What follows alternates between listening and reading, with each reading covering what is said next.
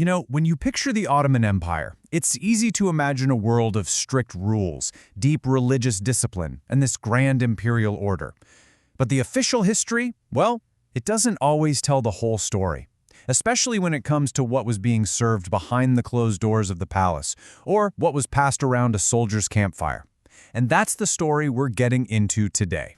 Right. It all happens behind the curtain. Because this was an empire where the very things that were publicly forbidden were often privately managed, taxed, or, even consumed. And it's this tension, this constant push and pull between the law and just plain old human nature that created some of history's most fascinating secrets. And that leads us to the big question, doesn't it? What's the real story behind all those whispers of wine flowing in a sultan's court or soldiers carrying opium in their pouches? Are these just sensational tall tales, or is there something more complex, something more real, waiting to be uncovered? Okay, so here's the fundamental conflict right at the heart of the empire. On one hand, Islamic law is crystal clear. Alcohol is forbidden. But on the other hand, running a massive multi-religious empire is, well, a practical job. The great historian Halil Inalcik pointed out that the state hardly ever aimed for total eradication. It was often smarter to control and tax the production and sale of alcohol, especially in non-Muslim communities. Why? Because you could turn a potential problem into a seriously reliable source of income for the state. So you have to wonder, how did this paradox play out at the very top? I'm talking about with the sultans themselves. This is where we get some of the most dramatic stories of all. Let's talk about Sultan Murad IV. I mean, if any single person embodied the empire's tough stance on prohibitions, it was him. He was known for his iron fists, and his sweeping bans were felt from the bustling coffee houses of Istanbul all the way to the farthest corners of the realm. And his prohibitions were absolutely legendary. He didn't just ban alcohol, he went after tobacco too. He even shut down all the coffee houses because he saw them as dens of gossip and, potentially, rebellion.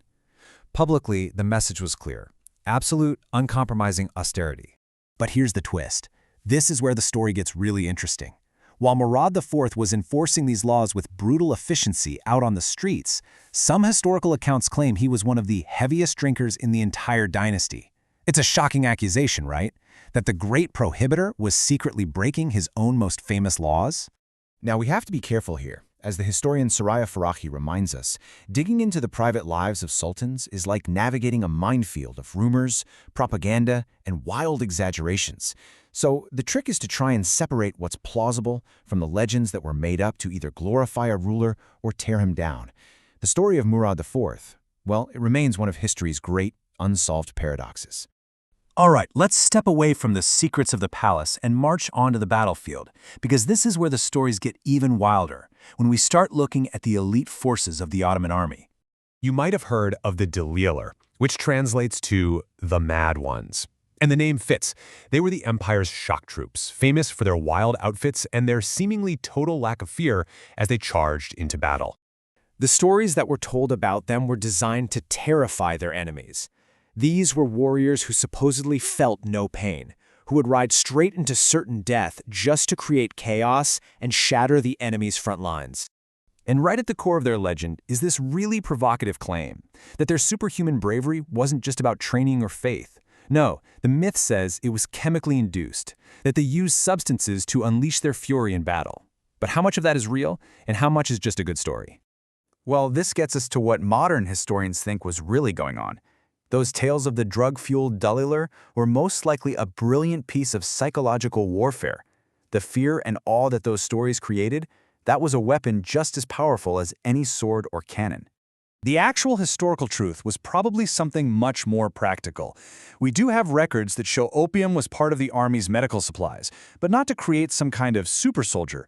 It was used the way it had been for centuries, as a powerful painkiller for the wounded, and as a way for soldiers to endure the incredible hardships of long, grueling campaigns.